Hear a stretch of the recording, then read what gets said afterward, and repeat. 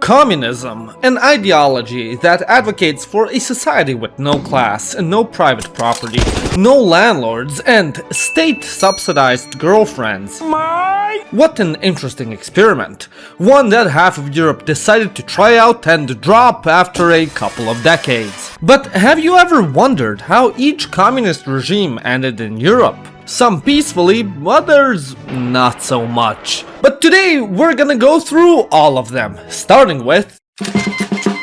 There's no better place to begin than with the most symbolic image of the fall of communism, the fall of the Berlin Wall. For nearly half of the 20th century, Germany had been divided into two ideological opposite republics, the democratic capitalist West Germany and the autocratic socialist Germany. And nothing encapsulated this division better than the Berlin Wall, splitting the city into two worlds that were polar opposites from each other. Any East Germans who tried to flee to the West for a better life were shot on sight. For decades, most were confined to ever more worsening life conditions, whilst also having to deal with one of the most brutal secret police organizations in Germany, the Stasi. By the 1980s, communist East Germany wasn't doing so well, having fallen behind its Western counterpart. Until enough was enough, mass protests started to erupt in cities like Leipzig, Dresden, and East Berlin. 500,000 people marching in the streets and chanting, meaning, we are the people. The regime was crumbling and longtime Socialist Party leader Erich Honecker was ousted. So the new regime decided to appease the crowd and throw them a bone by drafting a new, more lenient travel regulation. East Germans wouldn't be allowed to apply for visas to travel to the West. They wouldn't need to go through another middleman country as they had been doing for ages by taking their summer vacation in Hungary only to never return.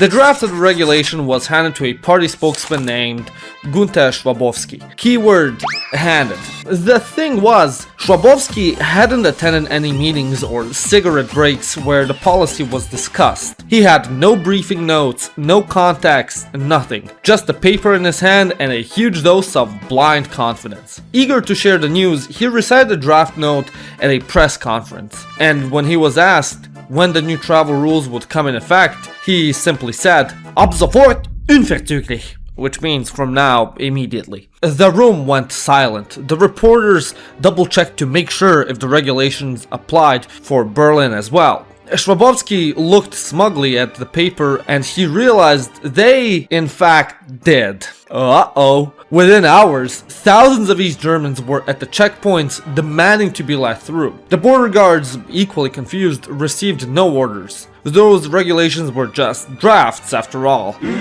Their phones went unanswered, so they let them through, just like that. The checkpoints erupted into celebration. Families separated for decades embraced. Strangers climbed onto the wall together. Some simply walked across into West Berlin. Others arrived carrying hammers and chisels, turning the most infamous border in Europe into a souvenir stand. Television cameras broadcast the scenes across the world. One of the Cold War's defining symbols had effectively ceased to exist overnight. The SED limped on for a few months, quickly shedding its name, its ideology, and eventually its members. Germany was officially reunified on October 3rd, 1990, less than a year after the blunder heard around the world. And East Germany's legacy today? Mostly Trabants in museums, commie blocks, an insane East-West divide in every measurable statistic, and Instagram posts showcasing different colored streetlights in Berlin.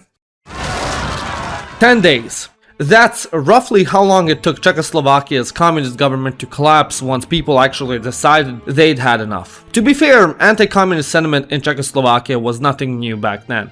Just go back to 1968, when the country was invaded by the Soviets and most of the Warsaw Pact for committing the grave sin of slight liberalization. The spark came on November 17th, 1989, when riot police violently broke up a student demonstration in Prague. Word spread that a student had been killed, and outrage exploded.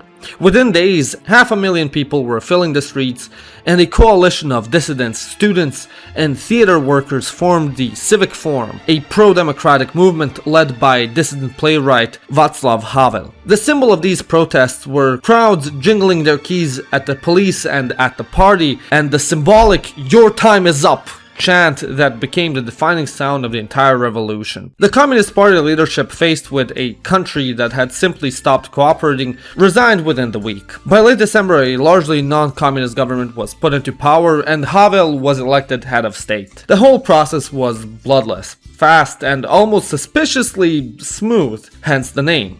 The Velvet Revolution. No coups, no firing squads, no massive clashes with the army, just a government that looked around, realized their time was up, and quietly let go. The Velvet theme also continued in 1993, when Czechoslovakia split into the Czech Republic and Slovakia, peacefully by negotiation without so much as a referendum. The Velvet Divorce, if you will. Similar to Czechoslovakia, the fall of communism in Poland is remembered for how peaceful and democratic the whole process played out. It started in a shipyard in Gdansk in August 1980. Workers, furious over the price hikes and the firing of a popular crane operator, went on strike. They were also joined by a particular stubborn electrician called Lech Wałęsa. Out of that strike came Solidarity, the first independent trade union ever permitted in the Eastern Bloc. Within a year, it had 10 million members. Roughly a third of Poland's entire workforce, unionized against the very government that was supposed to represent the workers' interests. The regime panicked, as expected. General Jaruzelski declared martial law in December 1981, banned Solidarity, and threw its leaders in prison. It worked for a while, but Solidarity refused to die, moving underground and waiting for the right moment. And when the Polish economy started to freefall in the late 80s, Jaruzelski made a decision no other Eastern Bloc leader had dared to make. He invited the opposition to negotiations, which resulted in partially free elections, with Solidarity allowed to contest a portion of the seats. Out of those seats, Solidarity won literally all of them. By August 1989, Poland had the first non-communist prime minister in the entire Eastern Bloc since the 1940s. Communism in Poland was slowly voted out, and the people were deliberately allowed to do so by the ones in charge. You could say that what started as a regime for the people was ended by the people. An ironic yet fitting end. While the world credits Mikhail Gorbachev for the eventual fall of communist regimes across Europe, we must absolutely recognize Hungary's contribution as well, the first crack in the Iron Curtain. Following the Hungarian Revolution and its violent suppression, a new brand of socialist rule emerged, goulash communism, a softer, more flexible brand of communism, mixing various political elements, much like the dish itself, in order to focus on improving living standards above all. By the 1980s, reformists within the Hungarian Communist Party itself were openly discussing multi-party democracy, something unheard of in the rest of the bloc, and quite ahead of its time. Then, in May 1989, Hungary did something radical. Soviet leader Gorbachev had decided to let the other socialist states decide their own fate. Hungary took this encouragement to the extreme and started dismantling the electrified fence along its border with Austria. The security cameras along the borders were cut off too. Officially, this was framed as routine modernization. Unofficially, Hungary became the hottest tourist destination for East Germans and other Eastern Bloc travelers.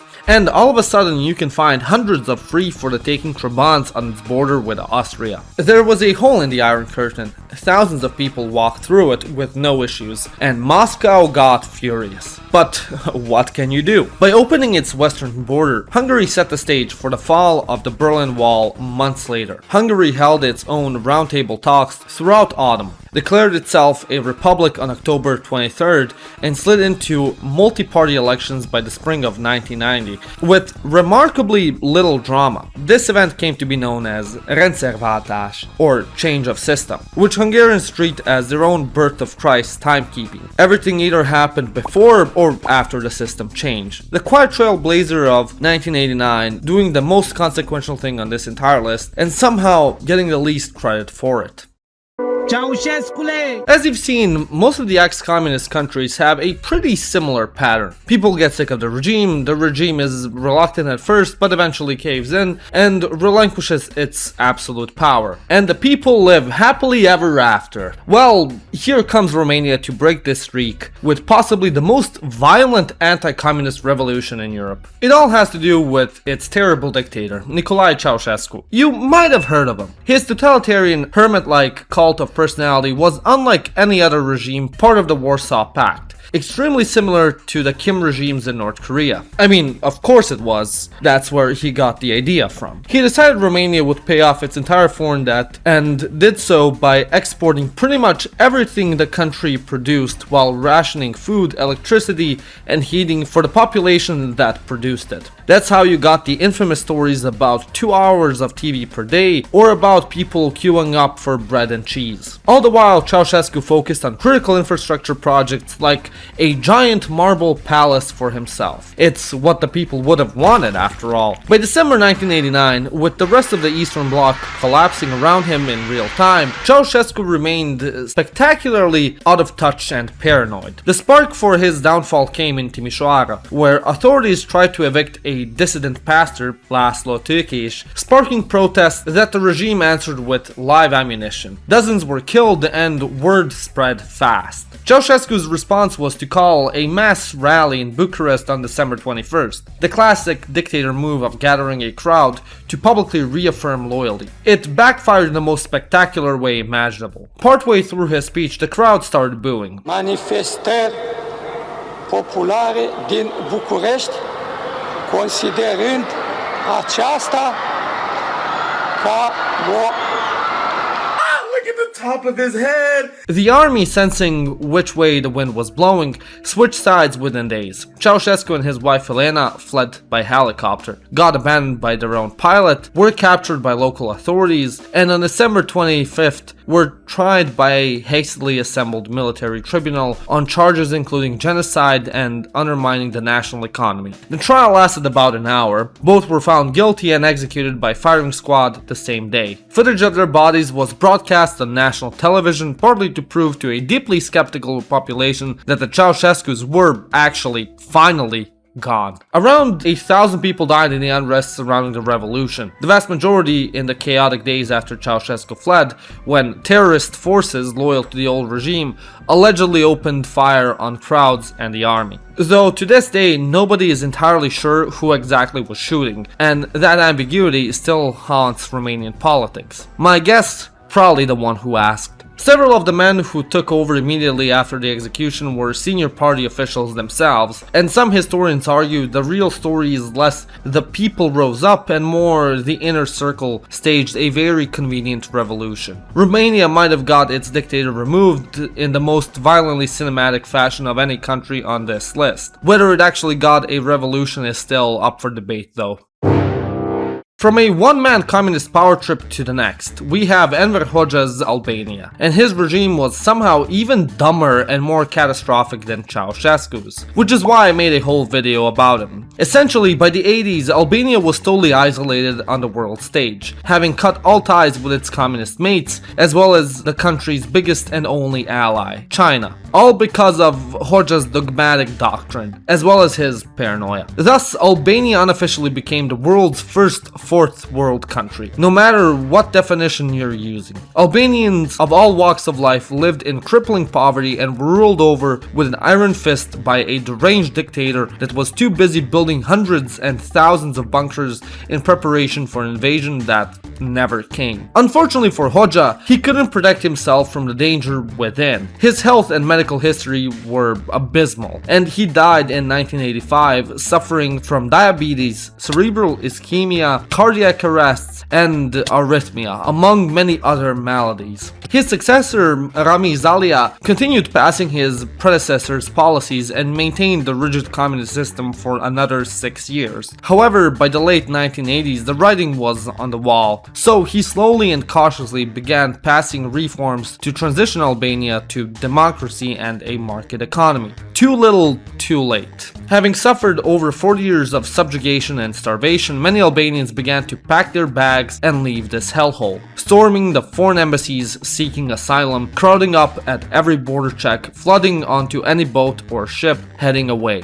Out of all countries, Italy had it the worst, overwhelmed by this mass exodus, as well as the emerging Albanian mafia. But after 30 years of chaotic and tumultuous transition, riddled with shock therapy measures and loads of corruption scandals, Albania finally got back on its feet, boosting its industrial output, investing in other lucrative sectors like tourism, and most recently, appointing the very first AI minister in their government. I wonder how that's going. Thousands of protesters in Albania clashing with police in large and violent demonstrations. The fall of communism in Bulgaria is a pretty low-key one. Part because it wasn't as flashy and eventful as other regime changes, and part because you couldn't tell that anything changed. Communist leader Todor Živkov had been running Bulgaria like a one-man show since 1954. The man outlasted Stalin, Khrushchev, Brezhnev, the other two, and was well on his way to outlasting Gorbachev as well. He was the longest-serving leader in the entire Eastern Bloc and the Soviets' biggest fanboy. He actually even applied for Bulgaria to gain USSR membership. Twice! By the late 80s, though, the walls were closing in, figuratively and quite literally. Gorbachev's reforms were rippling westwards. Poland was negotiating, Hungary was opening borders, Czechoslovakia's streets were filling up, and Živkov couldn't help himself but make everything even worse. As the economy began to stagnate, he had the brilliant, genius idea of ethnic cleansing the local Turks, changing their names, banning their language, and closing their institutions, alongside killing, jailing, and expelling those unwilling to change. As a result, Bulgaria lost over 300,000 able-bodied workers, and the economy crashed even more. Brilliant timing, Todor. Instability and frustration began to build up inside Bulgarian society. Shortly after the fall of the Berlin Wall, and by shortly I mean the very next day, his own Politburo fired him before people could take to the streets. His replacement, Petar Mladenov, then went on television and announced a new era of democracy and pluralism. The Bulgarian Communist Party ceded its political monopoly and rebranded as the Bulgarian Socialist Party. But just like Romania, it was full of the same old elites that ruled Bulgaria for over 40 years. And just like in Romania, they proceeded to win the first free elections in 1990. To be fair, Bulgaria did eventually stabilize into a functioning democracy, for the most part. But the transition itself remains a great example of a regime not being overthrown, but simply quietly retiring itself before anyone could force them to. Hell no, man. What the For the most part, explaining the fall of every other communist regime has been pretty straightforward. There was a communist republic, people got tired of it, some event happened, like a revolt or negotiation, and then the republic dissolved. Simple as that. Well, Yugoslavia's story is much messier and more tragic. And that story has one name at the center of it: Slobodan Milošević. But first, here's the setup. Unlike every other Eastern Bloc country, Yugoslavia was never a Soviet satellite. Tito broke up with Stalin in 1948 and spent the next 3 decades running his own distinct brand of communism. Non-aligned, relatively open, internally federal, with 6 republics and 2 autonomous provinces held together by duct tape, gum, barbed wire, and Tito's own considerable force of personality. So what would happen if Tito died? Well, the slow collapse of Yugoslavia. Inflation spiraled, unemployment rose, and as economic anxiety spread, the carefully maintained ethnic balance started cracking. Enter Milošević, a grey, unremarkable party apparatchik who'd spent his career slowly climbing the Serbian communist ladder. In April 1987, he was sent to Kosovo Polje, the site of the 1389 battle that occupies an almost mythological place in Serbian national memory, to manage a routine party meeting that had turned rowdy. Outside, Serbs and Albanians were clashing with police. Milošević went outside, encountering a Serb who shouted that the Albanian police were beating him. Milošević assured him no one should dare to beat you. The crowd erupted, the cameras were rolling, and Slobodan Milošević, lifelong communist bureaucrat, discovered the joys of nationalism and populism as tools for power. By 1989, he had centralized power in Serbia, stripped Kosovo and Vojvodina of their autonomy, and was delivering thunderous speeches at mass rallies that looked considerably less like Communist Party meetings than they should have. While Milošević was doing all this, the other republics were watching very carefully. Slovenia and Croatia, the wealthier northern republics, had been pushing for a looser federation and democratic reforms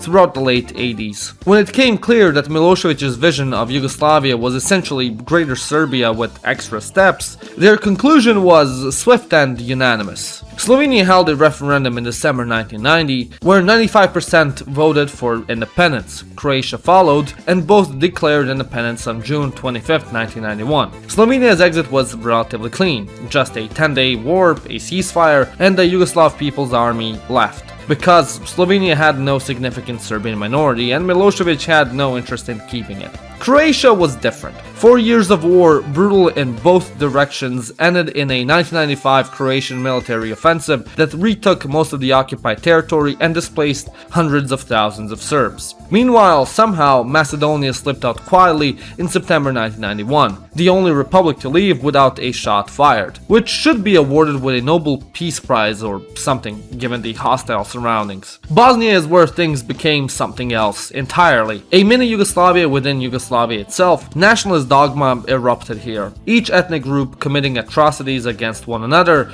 with Bosnian Serbs committing the most. This garnered heavy scrutiny against the Serbs as a whole, which led to tighter sanctions against Serbia and a military intervention against the Bosnian Serbs. Which leaves Serbia, where Milošević kept winning elections throughout the 1990s, running the old communist mantra under a new socialist party banner. Sounds familiar, right, Bulgaria? He also resorted to more and more ultranationalist populism while positioning himself simultaneously as both the cause of and solution to Yugoslavia's collapse. The regime ended on October 5, 2000, when mass protests following a disputed election brought hundreds of thousands onto Belgrade streets. The parliament building was stormed, and Milošević conceded. He was extradited to The Hague in 2001 on war crime charges, but died in his cell in 2006 before the final verdict.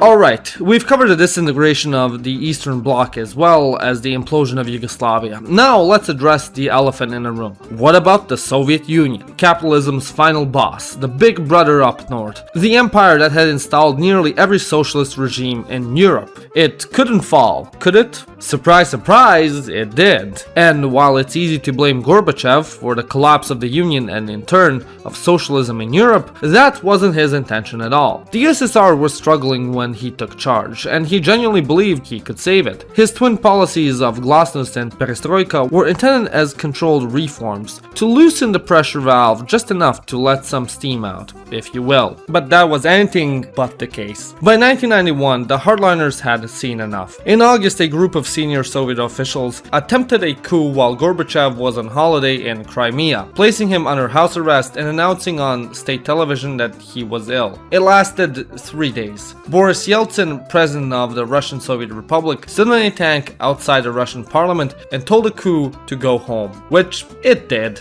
The coup collapsed, the plotters were arrested, and the Communist Party of the Soviet Union was suspended. The USSR itself was formally dissolved on December 25, 1991, when Gorbachev resigned and the Soviet flag came down over the Kremlin for the last time. However, the other socialist Soviet republics were way ahead of him. Let's go through all of them. Estonia, Latvia, and Lithuania are legally distinct from every other entity on the list. All three of them used to be independent countries that got illegally occupied and annexed in 1940 during World War II. By the late 1980s, mass independence and liberation movements had emerged across all three. The most extraordinary expression came on August 23, 1989, exactly 50 years after the Molotov-Ribbentrop Pact was signed. 2 million people formed a human chain stretching 675 kilometers from Tallinn through Riga all the way to Vilnius, all while singing national and folk songs. No weapons, no barricades, just people holding hands across 3 countries in a line. Lithuania declared independence in March 1990, the first Soviet republic to do so. Moscow responded with an economic blockade, and in January 1991, a military crackdown. Soviet troops seized the Vilnius TV tower, killing 14 civilians. Moscow backed down under international pressure. Estonia and Latvia followed with their own declarations, which were similarly addressed by the Soviets. Ukraine declared independence on August 24, 1991, only days after the failed August coup in Moscow. But declarations are one thing, legitimacy is another. So on December 1st, Ukrainians were asked directly in a national referendum whether they wanted independence. Over 90% voted yes, with every single region returning a majority in favor. Even Crimea and the Donbass voted yes. 3 weeks later, the leaders of Russia, Ukraine and Belarus met in a forest in Belarus and signed the Belvezha Accords, formally declaring that the Soviet Union no longer existed. Moldova also declared independence in August the same year, but inherited one major problem. Along the eastern bank of the Dniester River, the largely Russian-speaking region of Transnistria rejected the new Moldovan state altogether and wished to remain a part of the USSR. Thus, the region proclaimed itself a republic and seceded from the country. Fighting broke out in 1992 when Moldova tried to invade Transnistria in an effort to preserve the union. But the newly formed Republic of Russia stepped in on the side of separatists, resulting in its defeat. Although Transnistria proclaimed itself independent, no one, not even Russia who helped them in the fight, recognized them. Instead, they became a pseudo-state via which Russia would influence Moldova's politics. Georgia had actually been resisting Soviet rule before the Union even collapsed. In April 1989, Soviet troops violently dispersed peaceful demonstrations in Tbilisi, killing over 20 protesters and galvanizing the independence movement. Georgia declared independence in 1991 under Stalinist leader Zviad Gamaskurdia, but almost immediately descended into civil war. At the same time, separatist conflicts erupted in South Ossetia and later Abkhazia, founded and supported by Russia. A similar scenario occurred with both of them, becoming nominally independent states that no one recognizes, via which Russia exudes its influence in Georgia. Armenia voted for independence in September 1991, but independence came hand in hand with war. Fighting over Nagorno-Karabakh had already begun while the Soviet Union was still alive, and once Moscow's authority disappeared,